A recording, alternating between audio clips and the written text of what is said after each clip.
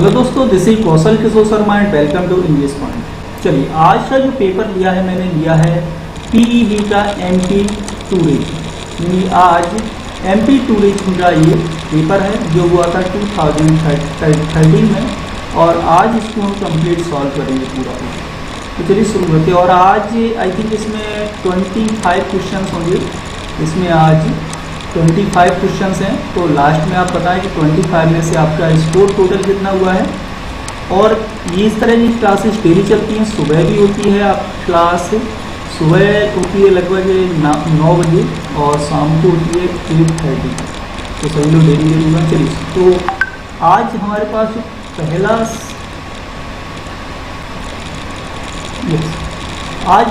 पहला सेंटेंस है वो है नरेशन। यहाँ पर आपको बताना है कि सही इनडायरेक्ट स्पीच फॉर्म क्या होगा, जो ऑप्शन दिए हैं। सेंटेंस है he said my father likes the company of the children. तो डायरेक्ट नरेशन लिखा हुआ है, इसे बताना है आपको इनडायरेक्ट फॉर्म इसका क्या होगा।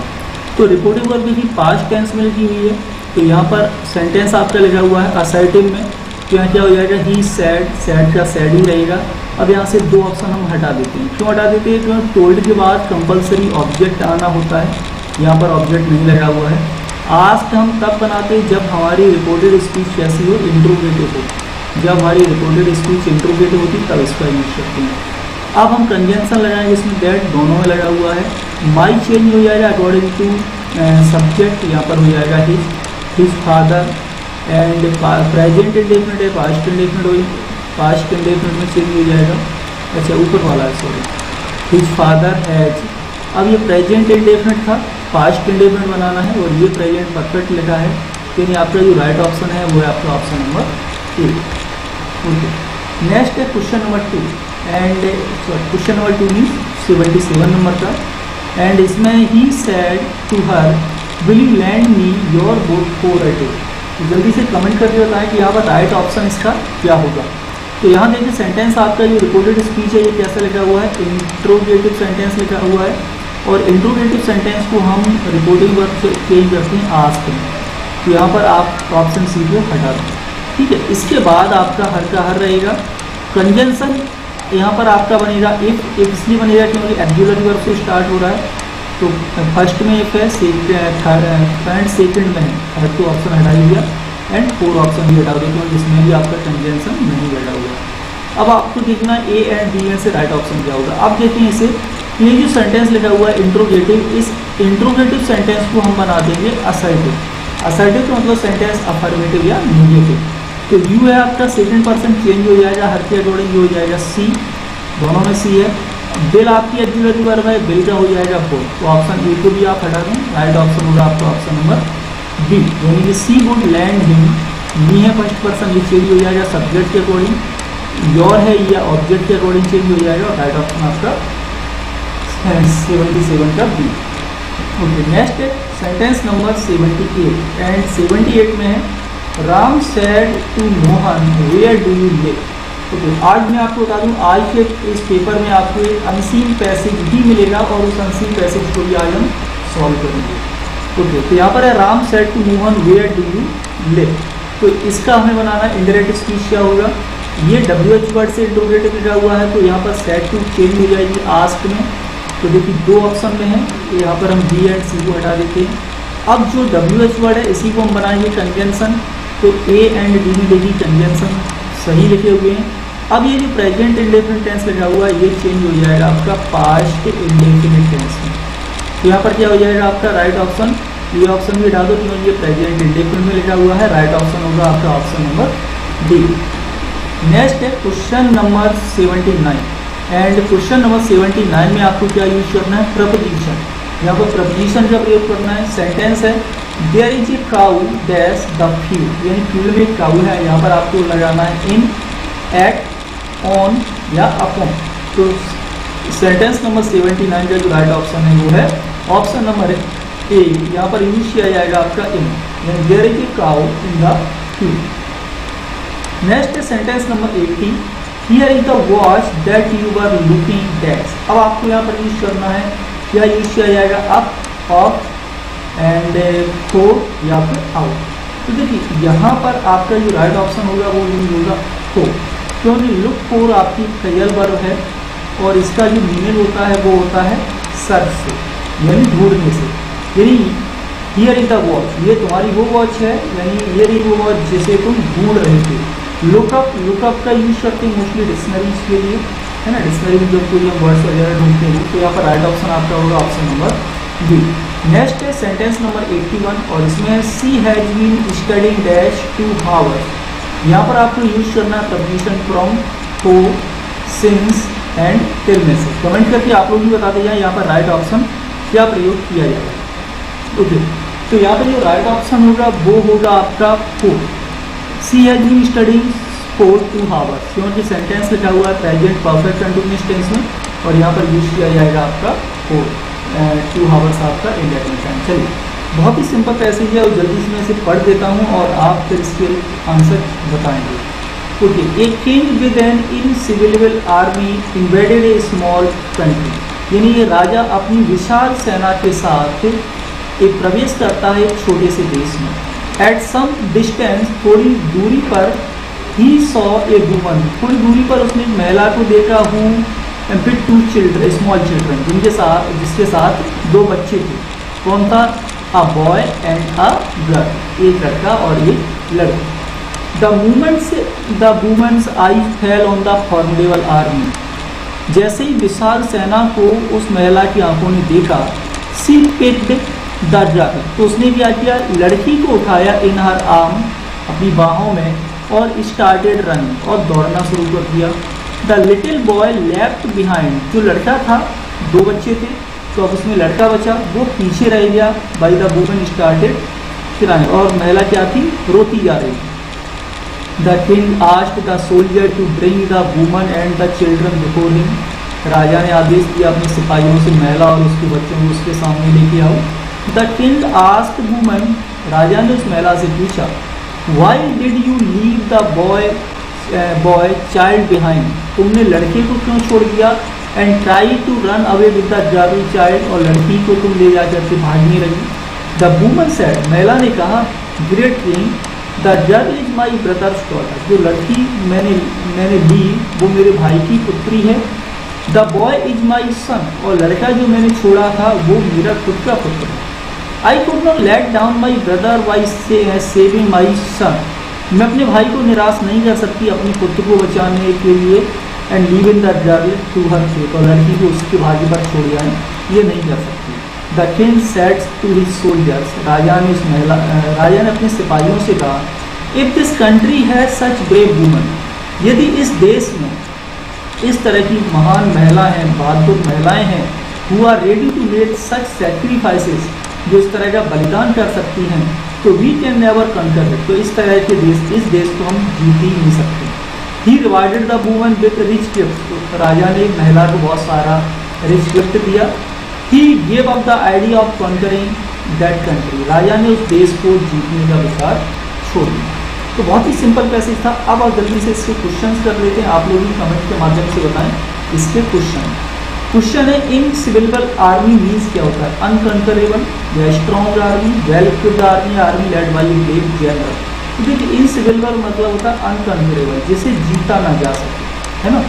तो इनसिविलिबल का राइट ऑप्शन होगा आपका ऑप्शन नंबर ए। नेक्स्ट है question let down means. Let down means क्या होता है? डिस्प्लीज, हेल्प टू हेल्प और support somebody as they had hoped और एक्सपेक्टेड, या डिस्टर्ब या फिर सडन। तो लेट डाउन मीन्स होता है किसी को निराश न करना, है ना, जैसा सामने वाला उम्मीद करता है। तो फेल टू, अच्छा, असफल होना, किसी की सहायता करने में असफल होना या फिर किसी को सपोर्ट करना। तो राइट ऑप्शन होगा यहाँ पर ऑप्शन नंबर बी। नेक्स्ट है सेंटेंस नंबर आपका 84। तो इसमें why did the woman start running, महिला ने दौड़ना क्यों शुरू किया? विद 1 चाइल्ड, एक लड़की के साथ, on seen the formidable army, जब उसने अजय आर्मी को देखा था।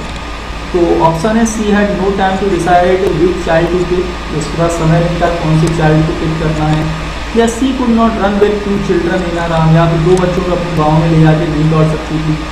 या she panicked on see a formidable army, या फिर उसने विशाल सेना को या अनकंकरेबल सेना को देखा तो वो घबरा गई, या इनमें से एक ही। तो यहाँ पे जो राइट ऑप्शन है वो है आपका ऑप्शन नंबर सी।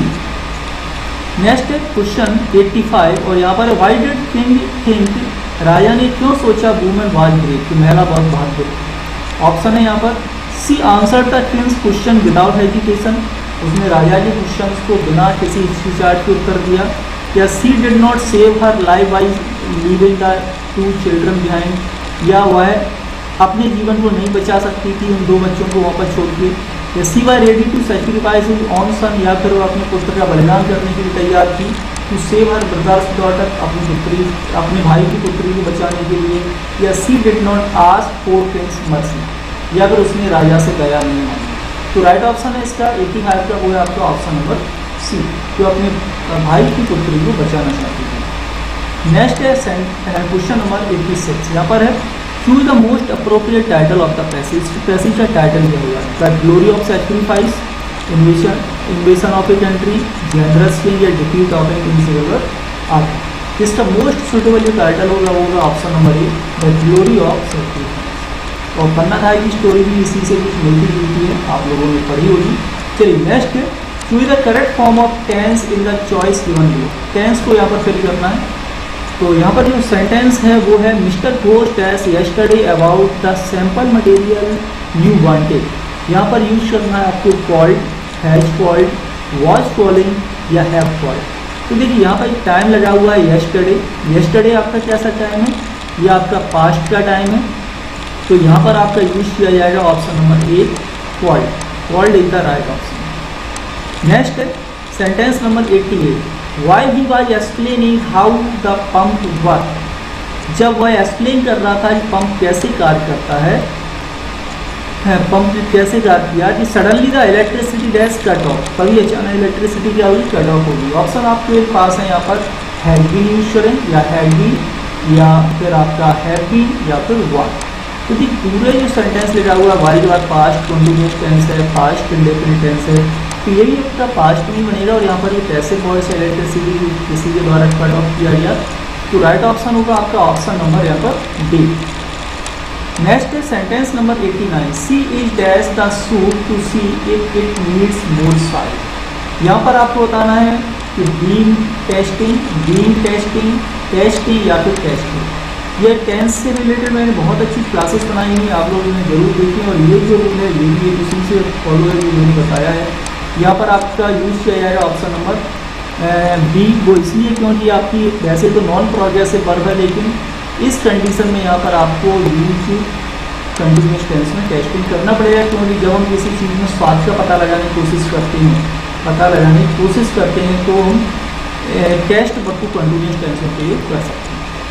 देखिए नेक्स्ट आपको यहाँ पर यूज करना है डिटर्मिनर, यानी कि यहाँ पर जो सेंटेंसेज हैं अब इनमें आपको डिटर्मिनर का प्रयोग करना है। कौन सा प्रयोग किया जाएगा, ओके। सेंटेंस है pen is mightier than the sword. तो यहाँ पर आपको बताना है क्या यूज किया जाएगा। तो देखिए ये आपकी कंपेरेटिव डिग्री है और कंपेरिजन हो रहा है स्वॉर्ड में एंड पेन में, बट स्वॉर्ड से पहले आपका लगा हुआ है डिटर्मिनर था, तो पेन से पहले भी आपका डिटर्मिनर था ही प्रयोग किया जाएगा। ऑप्शन नंबर सी यहाँ पर राइट होगा। नेक्स्ट है question number 91, green tea is theirs. यहाँ पर आपको यूज करना है ए, बीच, दिस, ऑल, या इनमें से एक ही। तो देखिए this green tree is theirs, यानी कि अब ट्री यहाँ पर क्या है, सिंगुलर काउंटेबल नाउन है। बीच किसके साथ आता है, प्लूरल काउंटेबल नाउन। ऑल के बाद क्या आता है, प्लूरल काउंटेबल नाउन। दिस के बाद क्या आता है, सिंगुलर काउंटेबल नाउन। तो राइट ऑप्शन होगा आपका ऑप्शन नंबर बी, यहाँ पर आप इसका यूज कर सकते हो, this green tree is theirs. Next है सेंटेंस नंबर 92। सेंटेंस नंबर 92 में है लेडीज आर नॉट इंडियंस। अब यहाँ पर देखिए लेडीज आपका कैसा है, प्लूरल काउंटेबल नाउन है। जिसके बाद क्या आता है, सिंगुलर काउंटेबल नाउन। डेट के बाद क्या आता है, सिंगुलर काउंटेबल नाउन। एनी के बाद ये सिंगुलर काउंटेबल नाउन आ जाएगा, ठीक है। लेकिन दोज के बाद क्या आएगा, प्लूरल काउंटेबल नाउन। तो यहाँ पर आप यूज कर सकते हैं दोज का, those ladies are not Indians, यानी वो महिलाएं इंडियंस नहीं है। नेक्स्ट है sentence number 93 and sentence number 93 में है dash is different from the others. यहाँ पर आपको बताना है all students, each student, student या फिर अ स्टूडेंट। देखिए यहाँ पर कंपेरिजन जिसमें हो रहा है, सॉरी यहाँ पर क्या है, आपको सब्जेक्ट लिखना है ना। और हमारी वर्ब कैसी यहाँ पर, सिंगुलर वर्ब है, सिंगुलर वर्ब है। तो हमारा सब्जेक्ट कैसा होना चाहिए, सिंगुलर। ऑल स्टूडेंट क्या है आपका, प्लूरल है। स्टूडेंट क्या है आपका, प्लूरल है। Each student is different from the other. Okay, तो राइट ऑप्शन यहाँ पर यूज होगा आपका ऑप्शन नंबर बी। नेक्स्ट है sentence number 94 and sentence number 94 आपका क्वेश्चन क्या है ये, अच्छा question which will you have, यानी कि आप इनमें से कौन सा लोगे। तो ऑप्शन है इट और दिस, दैट और देम, दीज और दोज, या दिस और दीज। तो नहीं, दैट एंड देम ये स्ट्रक्चर नहीं बनेगा, this and these singular plural का है। राइट ऑप्शन यहाँ पर होगा आपका सी, दीज और दोज, यहाँ पर दीज किया जाएगा, दीज और दोज। ठीक है, नेक्स्ट है sentence number 95 and sentence number 95 में ही इज डैश ऑफन, आपको यहाँ पर यूज करना आर्टिकल्स, इसमें ए यूज कर सकते हैं, एन का प्रयोग कर सकते हैं, दा का या फिर नन का। तो राइट ऑप्शन होगा यहाँ पर ऑप्शन नंबर एन, यानी ही इज एन ऑर्फन, यहाँ पर राइट होगा ऑप्शन नंबर बी। नेक्स्ट है क्वेश्चन नंबर 96, आप लोग कमेंट के माध्यम से बताते हैं और मैं थोड़े क्वेश्चन ज़्यादा है इसलिए थोड़ा इसे जल्दी करने की कोशिश करता हूँ। नेक्स्ट है it is not such dash big problem as you think, यानी इतनी बड़ी प्रॉब्लम नहीं जितना तुम सोचते हो। यहाँ पर देखो सच के बाद यदि सिंगुलर काउंटेबल नाउन लिखा हुआ है तो उसमें आपको ए या एन आर्टिकल का प्रयोग करना होता है। अब यहाँ पर क्या है, बिग कॉन्सोनेंट स्टार्ट हो रहा है तो यहाँ पर आपको आर्टिकल यूज करना a. It is not such a big problem as you think, तो राइट ऑप्शन होगा आपका ऑप्शन नंबर ए। नेक्स्ट है question number 97 and question number 97 में है ही इज डैश यूरोपियन, यहाँ भी आपको आर्टिकल यूज करना है। यूरोपियन किससे स्टार्ट होता है, यहाँ से कॉन्सोनेंट साउंड है ना, यू मतलब बाई का आपका कॉन्सोनेंट है, कॉन्सोनेंट साउंड पर आपका यूज किया जाता है ए, यहाँ भी आपका राइट ऑप्शन होगा ए। नेक्स्ट है sentence number 98 and sentence number 98 में राजा इज डैश ऑनेस्ट बॉय, यहाँ भी आपको एन नाम से यूज करना है। ऑनेस्ट से पहले आपका आर्टिकल यूज किया जाएगा आपका एन, बॉय आपका सिंगुलर काउंटेबल नाउन है, ऑनेस्ट एडजेक्टिव है और ऑनेस्ट के अकॉर्डिंग यहाँ पर एन का प्रयोग किया जाएगा, यानी राइट ऑप्शन होगा ऑप्शन नंबर बी। लास्ट में दो क्वेश्चन देखिए, ये आपके क्या करना है, आपको पैसिव वॉइस बनाना है, आपको बताना है इसमें करेक्ट पैसिव वॉइस क्या होगा। ओके, सेंटेंस देखिए Kalidas wrote the play Shakuntala, इन कालिदास ने शकुंतला प्ले लिखा अभिज्ञान 13। तो यहाँ पर आपका जो पैसिव वॉइस बनेगा वो क्या हो जाएगा, the play Shakuntala, first indefinite है तो वाज आएगा, जो कि दो में वाज लगा हुआ है, सी एन डी लगा। वर्ब की थर्ड फॉर्म आएगी रिटर्न, बी नहीं आएगा, ऑप्शन नंबर बी हटा देते, राइट ऑप्शन होगा A, was written by Kalidas, right option आपका 99 का ए। नेक्स्ट एंड लास्ट है क्वेश्चन नंबर आपका 100, who wrote this book, interrogative sentence है, हु से स्टार्ट हो रहा है, हु का पैसिव हो जाएगा बाई ही, सभी में लगा हुआ है। पास्ट इंडेफिनिट टेंस है तो वर्ब आएगी आपकी वाच, तो राइट ऑप्शन यहाँ पर होगा और किसी वाच है ही, राइट ऑप्शन होगा आपका option number B, by who by this book written. तो आज की क्लास में हमारे कंप्लीट हुए 25 सेंटेंस, आप लोग कमेंट करते होता है आपका टोटल स्कोर 25 में से कितना आया है। और अभी हम NPPEB के सारे पेपर्स कराएंगे, उसके बाद हम किसी अदर स्टेट का पेपर भी लेंगे। ठीक है, आप लोग कमेंट करके बताएं कौन कौन सी स्टेट के पेपर आप लोगों को चाहिए, सॉल्व चाहिए कंप्लीट, तो वो सारे पेपर्स हम कराएंगे धीरे धीरे करके। चलिए, थैंक यू।